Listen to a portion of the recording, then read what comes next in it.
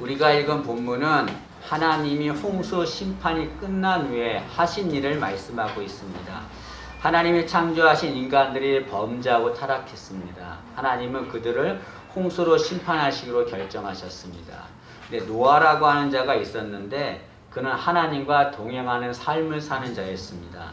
그래서 하나님은 노아와 그의 가족들은 구원하기로 하십니다. 그래서 노아에게 노아야 방주를 만들라라고 말씀하셨습니다. 노아는 하나님의 말씀대로 방주를 만들었습니다. 하나님이 노아에게 그의 가족들과 그 짐승들을 방주 안에 들어가게 하셨습니다. 그리고 하나님이 방주 문을 닫으시고 홍수 심판을 내리셨습니다. 방주 안에 들어간 노아는 하나님이 나오라고 하실 때까지 방주 안에 있어야 했습니다. 그날이 언젠지는 알지 못합니다.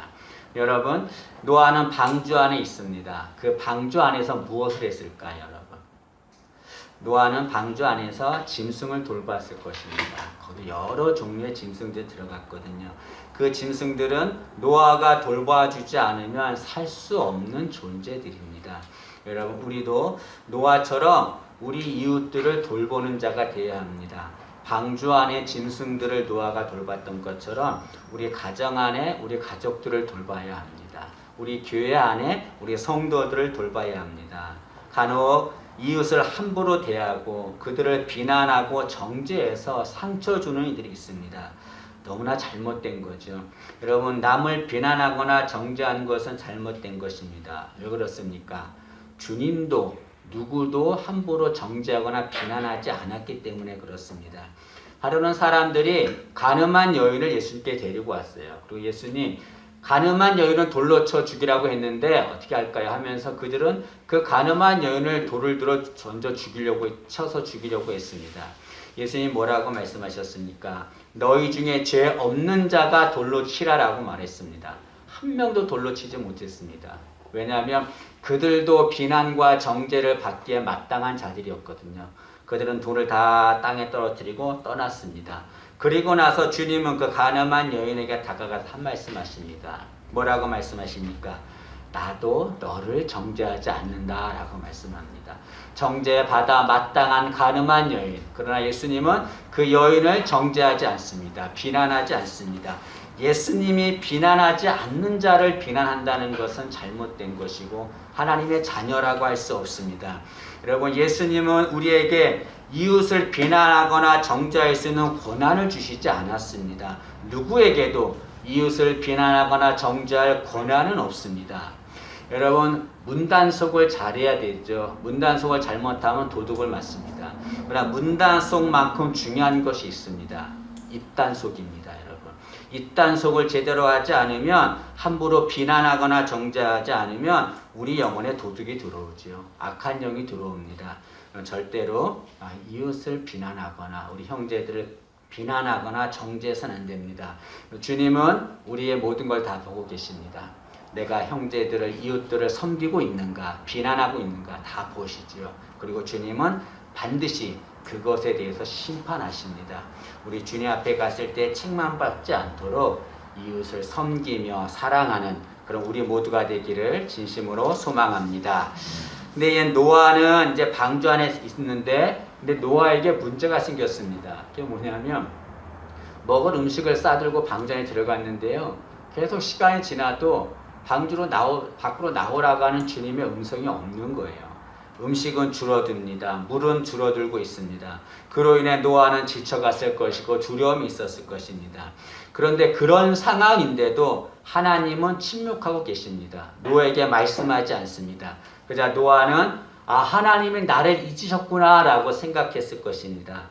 여러분, 인간이 겪는 불안 중에서 가장 큰 불안이 무엇인지 아십니까? 고립불안입니다. 고립불안이라고 하는 것은 타인에게 잊혀지고 고립되는 것을 두려워하는 것을 말합니다. 인간은 고립되는 것을 원하지 않거든요. 그래서 자꾸 자신을 드러내려고 합니다. 근데 여러분, 사람에게 잊혀지는 것보다 더 큰 불안이 무엇입니까? 하나님께 잊혀지는 것입니다. 노아는 하나님이 아무 말씀도 하지 않고 침묵하시자 하나님이 자신을 잊었다고, 자신을 버렸다고 생각합니다. 그러나 여러분, 하나님은 노아를 절대로 잊지 않습니다. 그를 기억하고 계셨습니다. 우리 1절 말씀을 한번 보시지요. 1절 말씀 보시면 하나님이 노아와 그와 함께한 방주에 있는 모든 들짐승과 가축을 기억하사라고 말합니다. 여러분이 기억하사라는 말이 중요하거든요. 이 볼펜으로 이렇게 동글뱅이를 치시면 좋겠습니다. 여기 기억하셨다라고 하는 것은 하나님이 잊고 있다가 갑자기 생각났다는 말이 아닙니다. 이것은 하나님이 항상 노아를 마음에 새기고 있다는 것을 말하죠. 여기 기억하사라고 하는 말은 히브리어로 자카르라고 합니다. 이 뜻은 마음에 깊이 새기다 그런 말이죠. 이것은 하나님은 홍수 심판 중에도 내내 노아를 마음에 새기고 계셨다는 것을 말합니다. 하나님은 노아를 한 번도 잊은 적이 없습니다. 늘 기억하고 계신 거죠. 여러분 우리도 마찬가지입니다. 우리도 노아처럼 힘들고 어려울 때가 있습니다. 어려움을 당할 때가 있죠. 그런데 그때 하나님이 도와주셔야 되는데 하나님이 침묵하세요. 그러면 우리는 하나님이 나를 잊으셨구나 라고 생각합니다. 그러나 여러분 하나님은 절대로 우리를 잊지 않습니다. 항상 기억하고 계시는 거죠.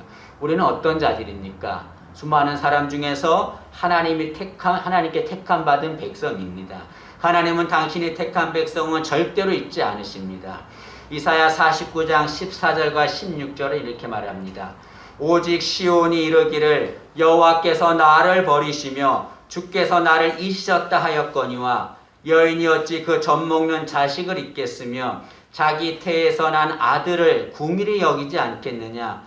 그들은 혹시 잊을지라도 나는 너를 잊지 아니할 것이라. 내가 너를 내 손바닥에 새겼고 너의 성벽이 항상 내 옆에 있나니. 하나님이 말씀하시기를 이스라엘 백성들이 하나님이 우리를 잊으셨다라고 말합니다. 그래서 하나님 나는 너를 잊지 않았다.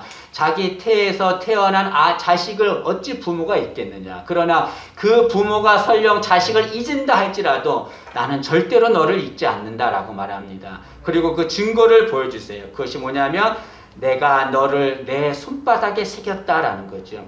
우리의 이름을 하나님이 당신의 손바닥에 새기셨습니다. 절대로 잊지 않겠다는 거죠. 하나님은 우리를 절대로 잊지 않습니다. 여러분 내가 힘들고 어려운 가운데 있는데 하나님은 침묵하세요. 하나님 나를 잊으셨구나. 절대로 아닙니다. 하나님은 나를 잊지 않습니다. 그러면 하나님 왜 힘들어하고 어려워하는데 침묵하십니까? 우리를 기억하신다면 도와줘야 되잖아요. 왜 침묵하십니까? 그 이유는 하나님은 일을 하실 때 하나님의 때가 되면 일을 하거든요. 침묵하신다고 하는 것은 하나님의 때가 되지 않았다는 것을 말합니다. 하나님은 일을 하실 때 아무 때나 일하지 않습니다. 하나님의 때가 되어야 일을 하시는 거죠. 그래서 하나님께서 침묵하셨다고 하는 것은 때가 될 때까지 기다렸다는 것을 말합니다. 그리고 때가 되면 하나님은 반드시 일하십니다. 여러분 하나님은 하나님의 때에 일하십니다. 왜 그렇습니까? 하나님의 때가 가장 정확하고 완전한 때이기 때문에 그렇습니다. 우리는 내 때, 내가 생각하는 것이 가장 중요하고 가장 완전하다고 생각하지만 그렇지 않습니다. 하나님 지금 도와주지 않으면 안 됩니다. 지금이 도와줄 때입니다 라고 간절하게 기도합니다. 하나님은 아니라는 거죠. 아직 때가 아니다. 하나님은 때가 되면 도와줍니다. 근데 여러분 그때는 가장 정확한 때예요. 때문에 우리가 할 일은 늘 하나님께서 우리를 기억하고 있다는 것. 지금 하나님은 침묵하지만 하나님은 반드시 때가 되면 나를 기억하시고 도와주신다. 그 믿음 갖는 우리 되기를 진심으로 소망합니다.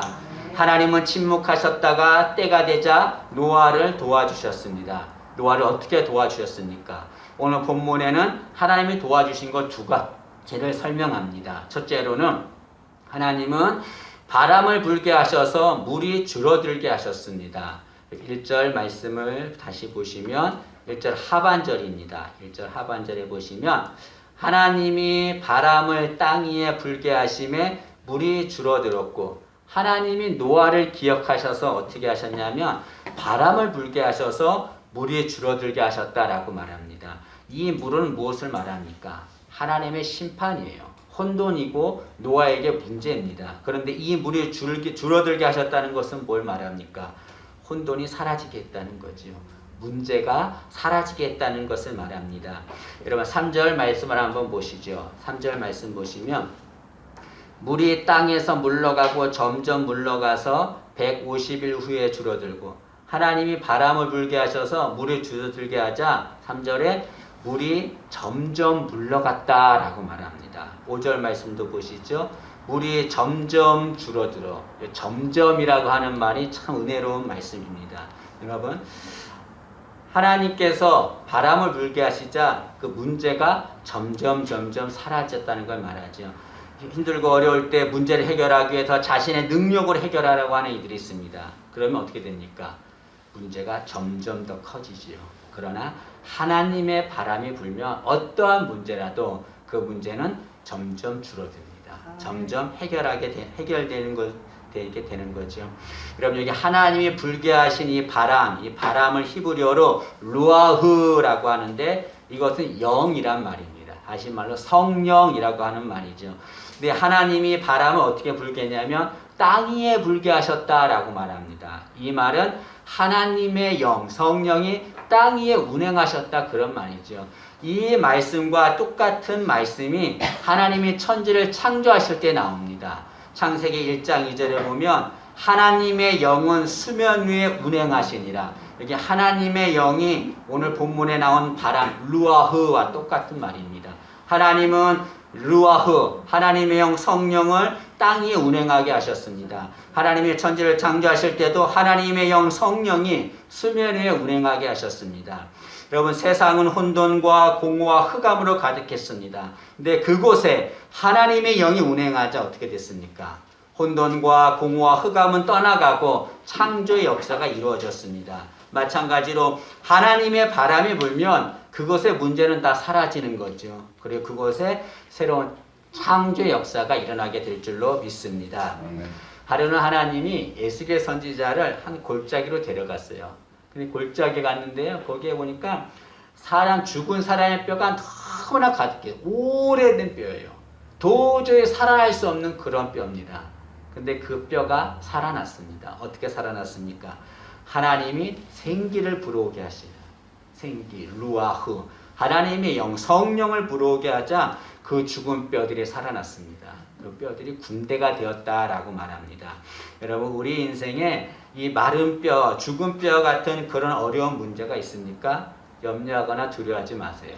하나님의 바람이 불면 그 모든 문제는 다 해결될 줄로 믿습니다. 여러분, 우리 인생에 하나님의 바람이 불어와야 합니다. 우리 가정에도 하나님 바람 불어오고 우리 교회도 하나님의 바람만 불어오면 모든 문제는 점점 사라지게 될 줄로 믿습니다.